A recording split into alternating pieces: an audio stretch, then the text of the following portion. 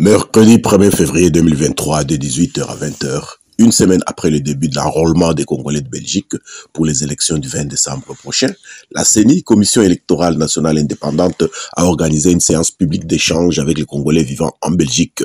Animée par Dr Didier Manara, deuxième vice-président de la CENI, la rencontre a eu lieu dans la salle de banquet de l'ambassade de la République démocratique du Congo, devant près d'une centaine de personnes. L'orateur a développé les thèmes suivants. Conditions d'éligibilité pour obtenir la carte d'électeur. Mesures d'application de la loi portant identification et enregistrement des électeurs congolais résidant en Belgique.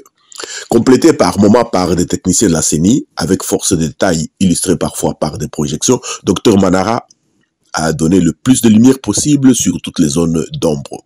À la question du mensuel congolais de Belgique magazine de savoir s'il n'y aura pas glissement comme l'insinuent certains politiciens et même le cardinal Ambongo devant le pape, voici la réponse de docteur. C'est Cheikh Fita du mensuel congolais de Belgique et de cheikhfitanews.net. Hier, le pape, dans sa réponse au message du président de la République, Félix Tshisekedi, il a parlé des élections. Aujourd'hui, à l'issue du culte, le cardinal Ambongo a aussi fait une intervention où il a également souhaité que les élections aient lieu dans le délai.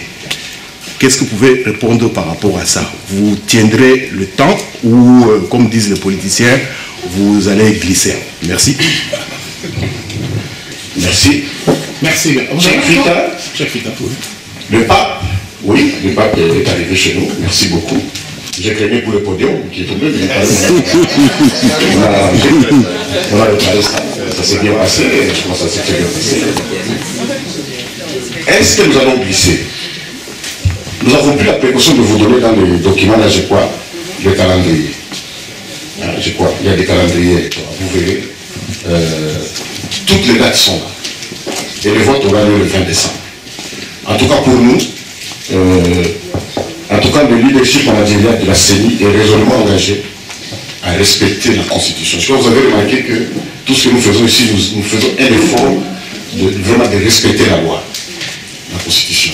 Je crois que si nous voulons avancer au pays, commençons par respecter notre propre loi, et surtout la loi fondamentale. Si nous la respectons, il y a moyen vraiment d'avancer. Cependant, il y a des variables qui ne sont pas gérés par nous. C'est par exemple l'insécurité. À supposer qu'il y a un événement majeur qui embrase le pays. Vous allez dire à la CENI d'organiser les élections. Ça, c'est à la responsabilité du gouvernement. Et le président Kadima, d'ailleurs, qui vous salue, parce que je viens de l'appeler avant la réunion, j'ai dit que je serai avec vous, il a dit non, en tout cas, transmettez-leur mes salutations. Ne fait qu'insister tous les jours, il y a des paramètres qui ne sont pas sous notre contrôle. C'est notamment la sécurité qui est sous le contrôle du gouvernement, de l'armée, de la police. C'est par exemple les finances. Parce que les élections coûtent énormément cher. Il faut que le gouvernement mette à la disposition de la CENI des finances. Et ainsi de suite. Les conflits, tout ça. Il y a ces variables-là qui ne sont pas à notre portée, peuvent faire en sorte qu'il y ait quelque chose. Mais pour nous, nous n'envisageons pas ça. Nous avons des dates qui sont là, vous allez voir. Et vous verrez que maintenant, là, l'enrôlement des Congolais résidant à l'étranger, c'est parce qu'à ce moment-ci, vous allez remarquer dans le calendrier. Donc ce que je vous dis maintenant, c'est que avec la grâce de Dieu, nous aurons ces élections, en tout cas le 20 décembre de cette année. Parce que vraiment, cet objectif est vraiment à notre portée. Il ressort de cet échange ce qui suit. Avec l'invasion des réseaux sociaux, très peu de Congolais s'informent aux bonnes sources et encore moins aux sources écrites. Ils sont plus dans l'oralité.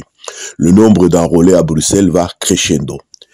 Il faut davantage de communication de la part de la CENI, mais le Congolais doit davantage lire.